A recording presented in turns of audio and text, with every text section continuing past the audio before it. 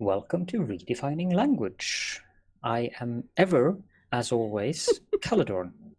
And I am joined by Katherine, as per usual. It would be weird if I had anyone else with me here. Could be interesting, though. We could invite people as a guest. You never can tell. We should do that at some time. That might be fun, actually. Yeah. Mm-hmm. Yeah, I like that idea. Have a third person in here try to help you. That would be good. Language. Yes, give me some hints and clues since you refuse to do so. You're so cruel. Mm-hmm. Oh dear. Yeah, I know. I'm a tyrant. A tyrant, yes. How it is. Yes. So, would you like to explain to the viewers the listeners, what we're doing? Absolutely. We are going to play a game inspired from an interaction I had with my mum, who speaks 4 different languages, and English was her 4th. Every now and again, when she says something, she forgets a word and inserts one in either Russian, Polish, or German. Sometimes I understand the word, but most times I end up with a puzzled expression and have to try to divine the meaning. This program is all about discovering the meaning of words in different languages, or failing that, at least providing an entertaining guess. All of the words in the description, oh my god, pardon me, I've messed up my intro and it's actually right in front of my face here.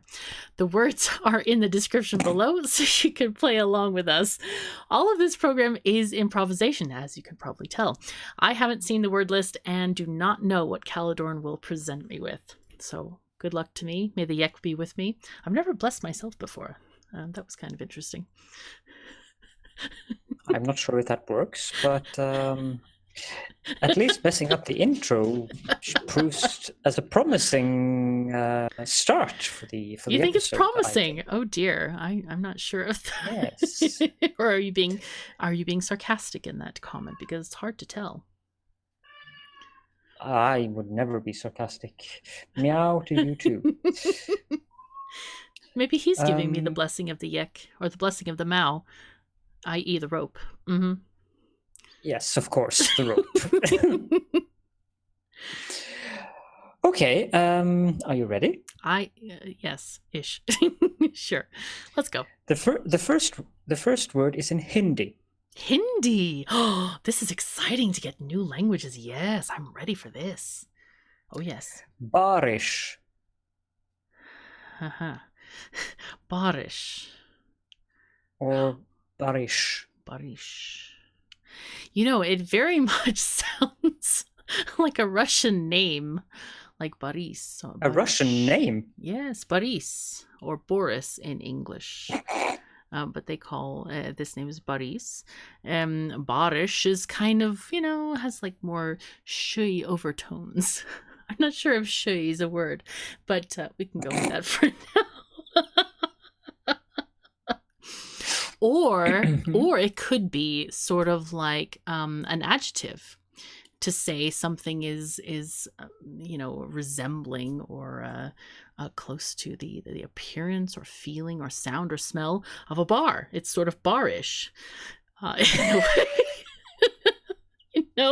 sure that's exactly what they do in India.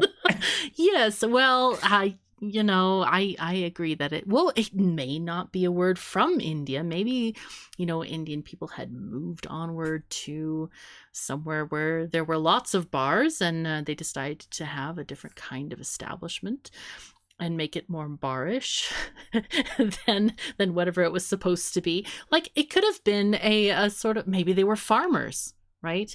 And they decided to have a sort of a juice stand. But instead of being like a lemonade stand, they would have, on tap, like papaya juice or corn juice or something like that. And they made it more barish than a typical, lemonade stand. And then maybe they reintroduced the word back to India. You never can tell. Yes, we're going to go with that. I think that's the better definition. Yes. Oh dear. Well, I'm afraid that there are no dings coming up here. Baarish is the Hindi word for rain. Rain. Well, it did have to do with liquids. I was very close in that regard. I'm reaching. Now you're grasping I'm for straws stretching. to get points here. We need straws. Lots of. Remember, I mentioned the farm. There's lots of straw on a farm generally. Oh yes. Indeed. The word was suggested by DemTacs, so thank you, DemTacs, thank you very much. suggesting an Awesome. interesting word. The next word is Danish, which always makes me a bit. We've had requests for more Danish. I had a comment the other day. Yeah. Yes, I assume they like to hear my. Oh yes, I'm sure they do. I would like to hear it as well. Kaerlighed. Really? I almost died when you said that. Good Lord. I was waiting for more. Would you mind terribly much saying it again? Kaerlighed. Okay. Oh, gosh. You're just not pronouncing it quite the way I would have expected. Because I would have been a little bit more... enunciate the words a little bit more hardly, because Danish is all about not being hard in the pronunciation. Oh. Danish went the entire other way when it came to pronunciations than all the other Germanic languages, perhaps with the exception of some Icelandic. So Danish is all pardon to the Danes, but that's how it sounds to most people.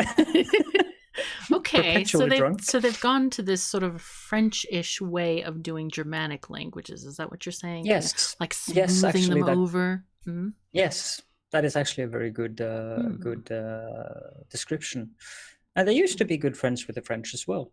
Oh, well, that's where they got it from, no doubt. Right, so let's have the word again, please. Kaerlighed? No, that was wrong. Kaerlighed? Well, to me it sounds like you're saying in a very smoothified way, carry here.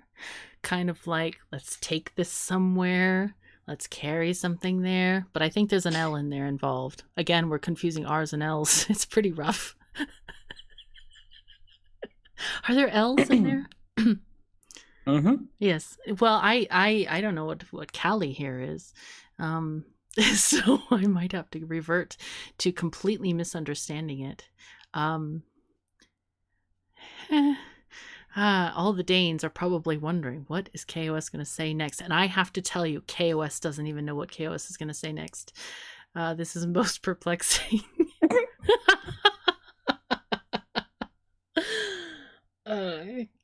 Kelly here.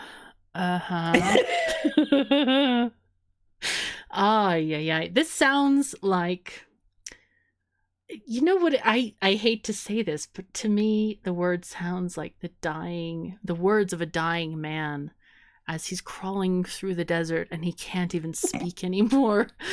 And it's just like the words are sort of flowing out from his mouth onto the sand in this sort of endless desert that he's dying from. And they're just sort of like soaking into the sand. It's a rough time. It's a really rough time. So we're going to go with that. Are you okay over there? It's okay if you laugh out loud. You're very silent when you laugh recently. I've noticed this. And it makes me feel like I'm underappreciated because I'm like, are you laughing or not? Because I am trying to be funny over here. I'm really doing my best.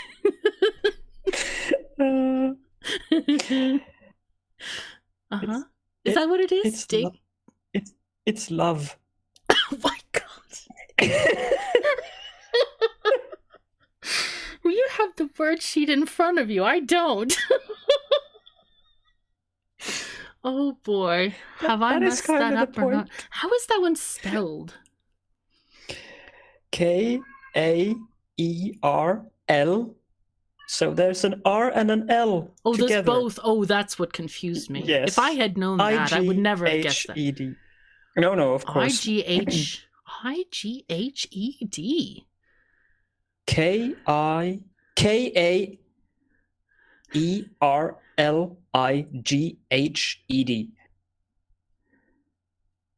I wonder, though, about the state of Danish society if love is so hard to spell.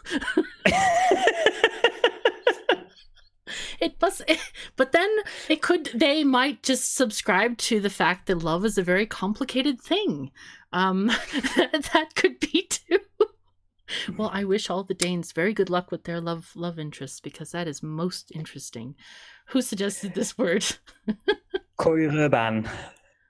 Thank you very much. All right. Okay, we are going to Asia. Asia, nice. And we are going to a Korean word. Oh, right. Salanghae. Salanghae. Ish? Yes? Salanghae. Well, I know what a sarong is. Sarong is a garment that you would wear. Kind of made out of one long piece of fabric, and you could no, so that's a different thing. A sarong is more of a skirt kind of thing. No, it is made out of one long piece of fabric. It's a skirt that you sort of tie around yourself. I think I'm getting the definition wrong, which is why I'm hearing the laughter bits from you. Half a laughter. But yeah, I would say a saranghae is it could be the description of an outing where you might wear a sarong. Say we're going to the mall or stroll along the beach. Yeah, it's a saranghae day, It's relaxed. Uh-huh. I love you. Oh, dear me. Right. Is this going to be another cat day? Thank you to How to Do It for suggesting this most pleasant word. It is a very pleasant word. I wish I had gotten it correct. I'm sensing a theme. I wonder what my next guess will be. We are going to Norway now. Oh dear. And the word is Skjelett. Skjelett. Should I guess love? No. I should not. Did I get a ding for that? Hold on. Before I guess. No, I didn't. Skjelett. Of course, we have razor blades here called Skjelett. I was waiting for that. Uh-huh. Skjelett could be Gillette with the sh at the beginning of it. Actually, the funny thing is I live in Wyoming, and I believe the Gillette company started out here in Wyoming. There's a town called Gillette, and I think that's where they had their first headquarters, if I'm not mistaken. I might be, but I think that's where it came from. Now back to Skjelett. This sounds, for some reason, it makes me think of roof tiles preventing hail from entering a house. But, or we could go with the razor blade definition, or we could try again with love and make sure the dinger isn't broken. I don't know. Skjelett. I don't know why I keep thinking about like roof tiles. Probably that's completely wrong. No, it's probably wrong, right? Are any of these moderately dingable or possibly with the big stretch of language-ishly dingable? No. Right. Is it a noun or a verb? It's a noun. It's a noun, so it's a thing. A Skjelett. It's a thing. It's a thing. Yes, Skjelett might be a thing shortly. Who knows? Skjelett.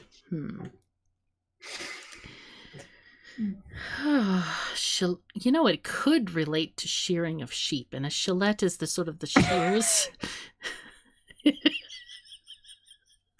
I think I'm going to have to give up. I haven't heard this word before. Skjelett. No. I'm sure I know what is it. Is it something that I might know, or is it like an outer space item that like a Vulcan might have that I wouldn't know what's part of his personal property or something? I hope Vulcans have it as well. Oh, could it be like ear caps, like little pointy things that have tassels on them or something? Can you imagine Spock? What? It's a skeleton? It's a skeleton. Oh, nice. A Skjelett. I would never have guessed that, but I should have, because we've been both recently playing Machiavellian, and I have to say I've been watching your series with great interest. It is hilarious. I love the way you're talking to your minions. Oh, Tish, come back home and come and eat your brains. It'll all be good. You take care of them so well. Tish doesn't eat brains. Tish eats bones. Tish is a skeleton. I know. I forgot what she was. She's a Skjelett. Oh, fancy me forgetting that. Anyway, I forgot what sort of species of undeadness that Tish was. But I enjoy you talking to Tish. It's very adorable and cute. It's so funny. And thank you to Jaiel for suggesting Skjelett. Thank you, Jaiel. That was most interesting. So we are going to Dutch. Dutch, all right. Kattenbak. Kattenbak. Or Kattenbak. I'm not entirely sure. Well, that makes a difference. Yeah. If it's Kattenbak or Kattenbak.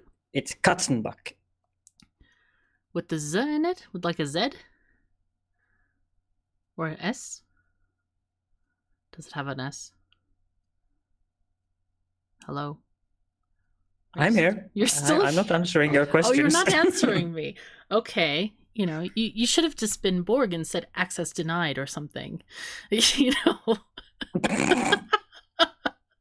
the Borg do not speak to you today or whatever. Katzenbach, or it could be Kattenbach.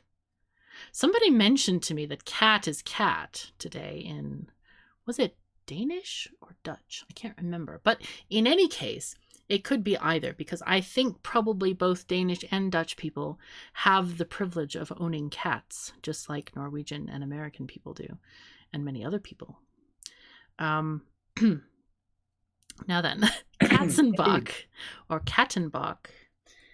Well, the thing about it is that cats are very fond of music, and I have no doubt that they are familiar with the works of Johann Sebastian Bach. So, Katzenbach would be one of these sort of compound words that's like, you just say in passing, hey mom, can you Katzenbach? Basically indicating that Araminta has a desire for a symphony and, put on the Bach recording. Yeah. Katzenbach. Makes perfect sense. Of course. Alternatively, it could be the kitty litter box. Actually, I was thinking about box, and I'm like, why would they say cat in box? And then I thought, no, they surely wouldn't have a word for that. But that's very good. Who suggested that? The Hazard of Life. Ah, thank you, Hazard of Life. That was great. I should have guessed that better.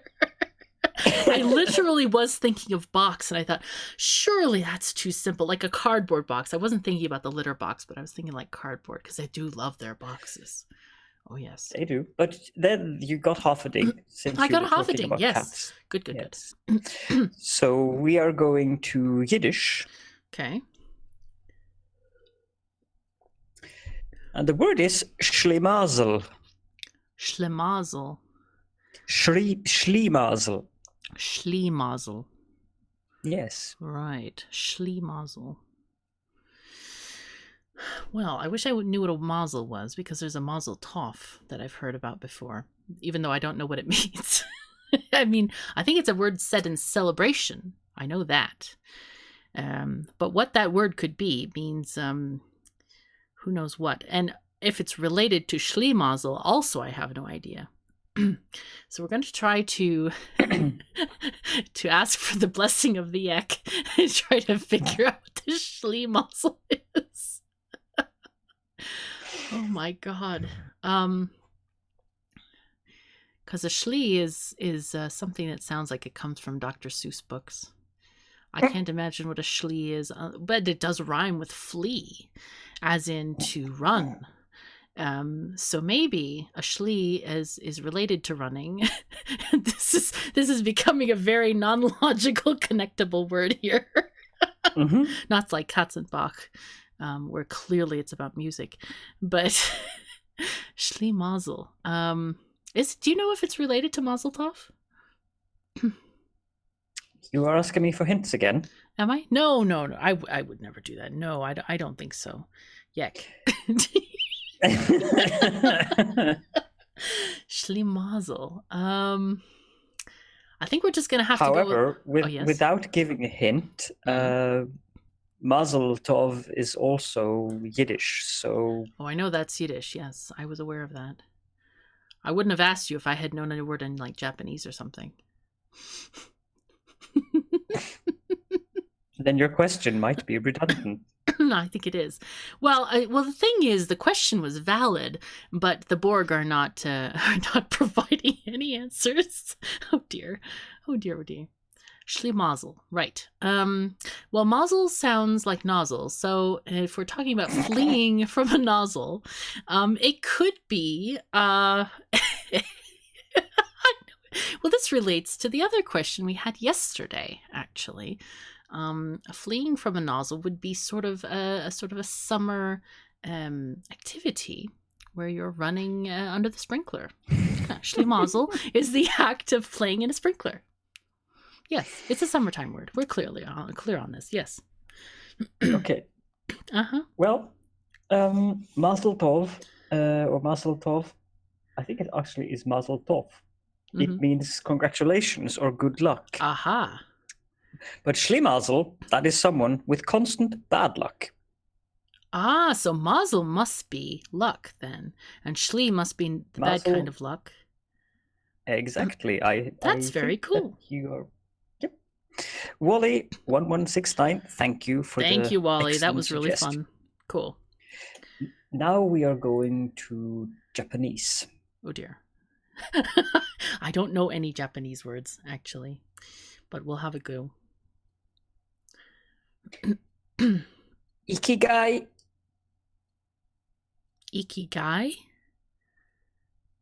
Yes. Ikigai. Well, I know that it doesn't mean this, but it could be an ikigai. Like a creepy guy or an icky guy. Ikigai. I mean, it's of course, many Europeans pronounce I as E. So when Americans would say icky, they might say iki. So it's an icky guy, clearly. That's my best guess, considering I definitely don't speak Japanese. But I would probably imagine it's some kind of form of food. Some kind of form of food, like a sushi dish or something. No? It means reason to live. Right.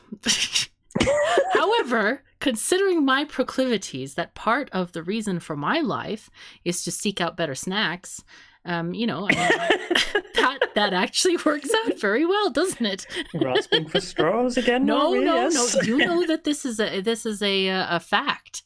I mean, I think that being a food explorer is a very good reason to live and figuring out what you like. Ikigai, yes, great. Now I know how to describe this.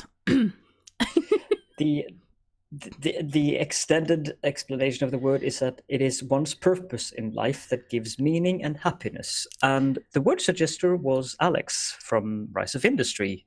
Oh, big call out to Alex. Thank you, Alex. Thank you very much, Alex. That was really cool, and I should have known that. I think I should have known that, but I have forgotten. My brain only has like 2 bits of memory.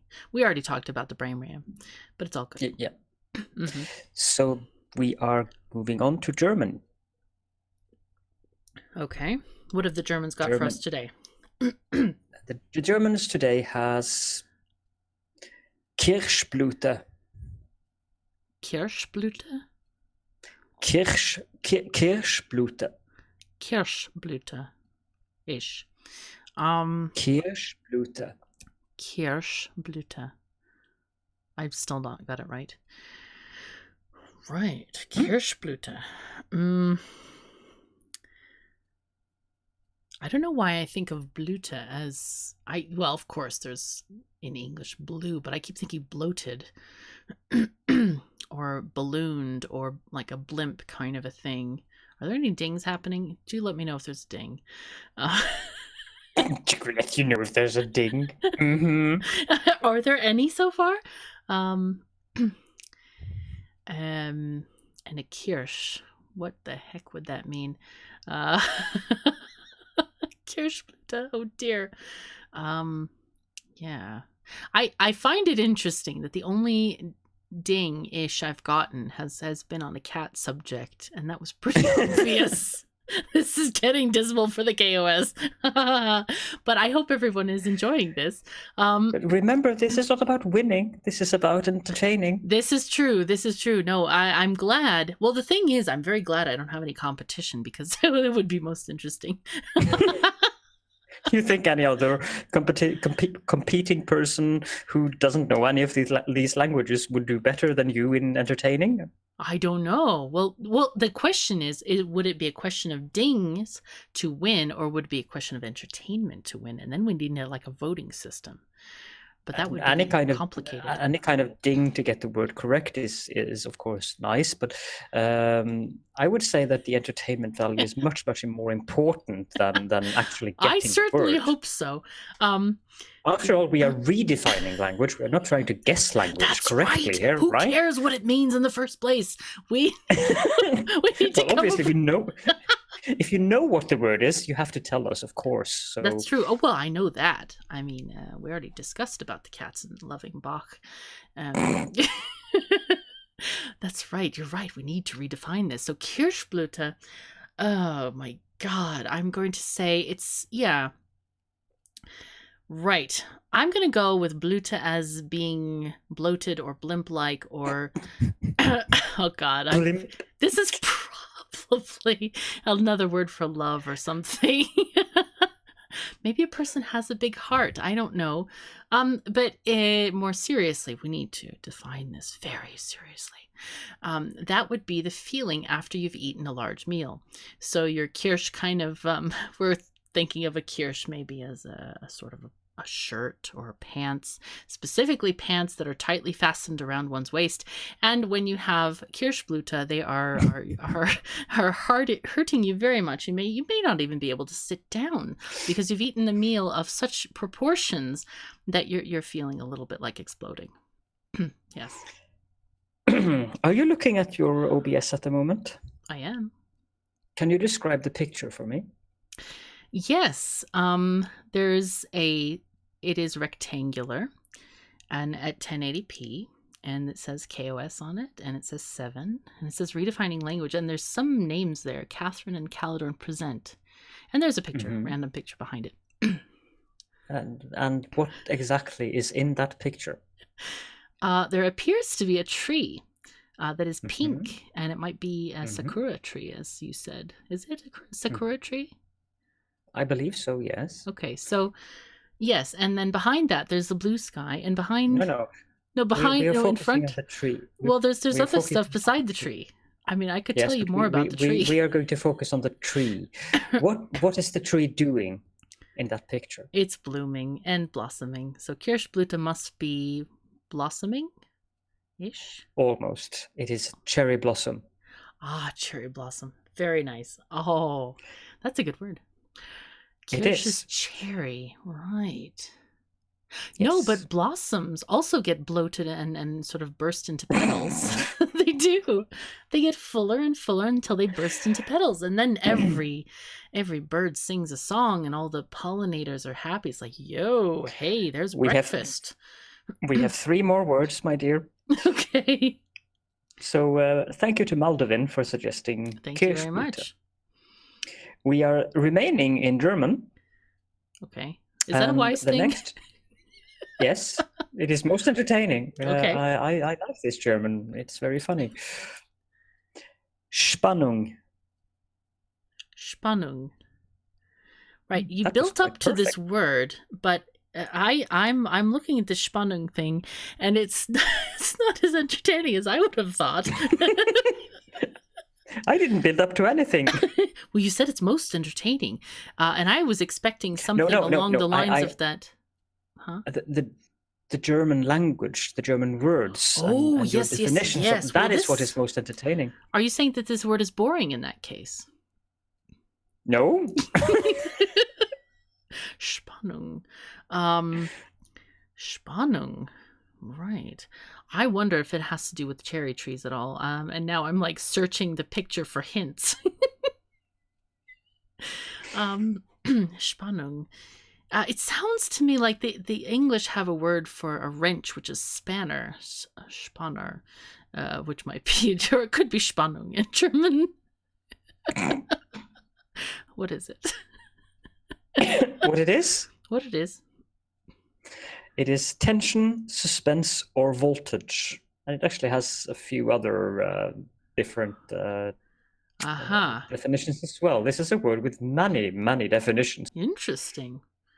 Yes, it could be pressure, tension, strain on a rope, friction, eagerness, fixture, suspense, tenseness, force per unit area, take-up voltage, electric tension, clamping, and so forth. See, if only I had guessed force per unit area. I mean, that's what's funny about these Why German didn't you words. come up with that? It's simple. I have so many options here, and I couldn't come up with any of them. That is, I should get a negative ding for that. That's really rough. This was too easy a word.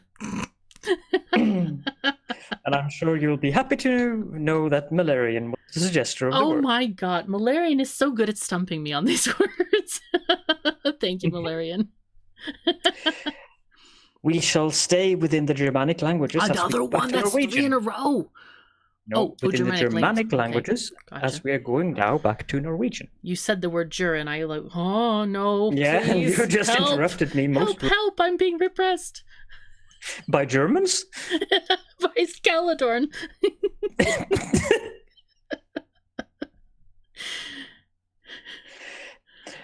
So, blue appelsin. Blue appelsin. Right. Close enough. Yes. Well, I heard there's an apple in there. An appelsin. Isn't that a French word?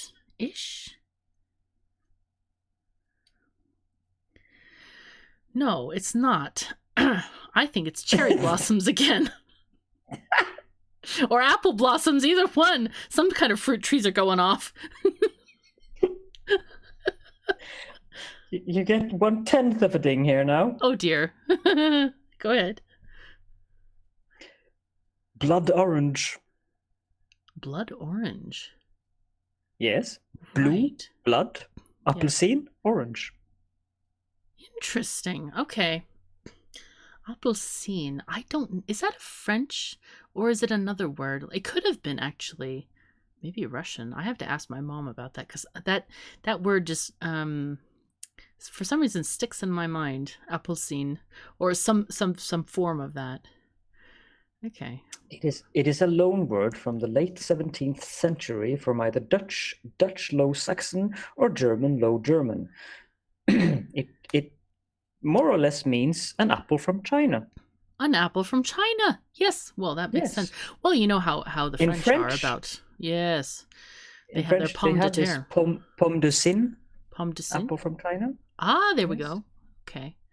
Right. But I'm not sure if that is what the French actually use nowadays for apples? For oranges. We're not talking about apples. Oh. Sorry, I was on an apple kick there.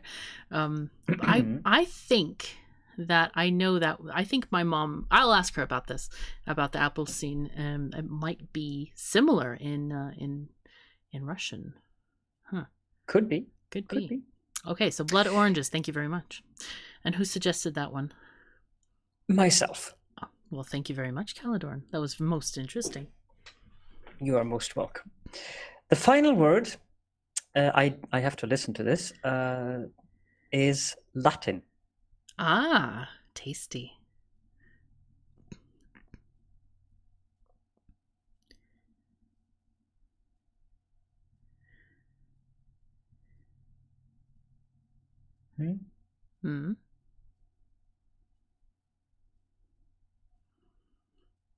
Subductis sepulchrilicaptor.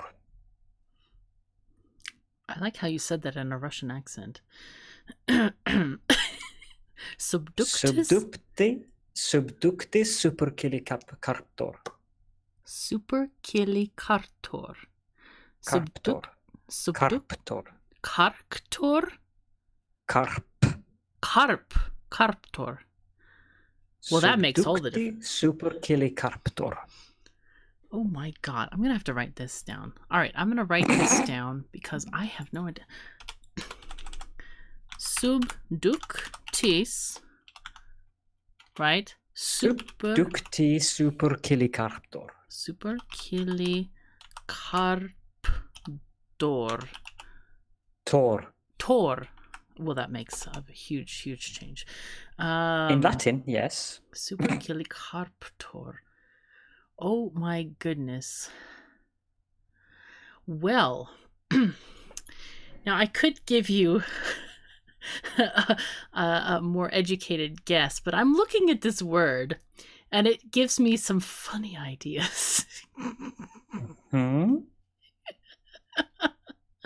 So I first thought it might relate to eco, actually. I guess it sort of could still. Because I thought it was Kartdor at the end.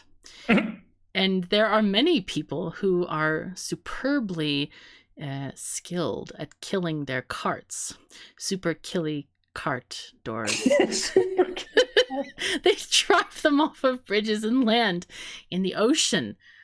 Which was again is subductus, supercilicarptor, cartdor, pardon me.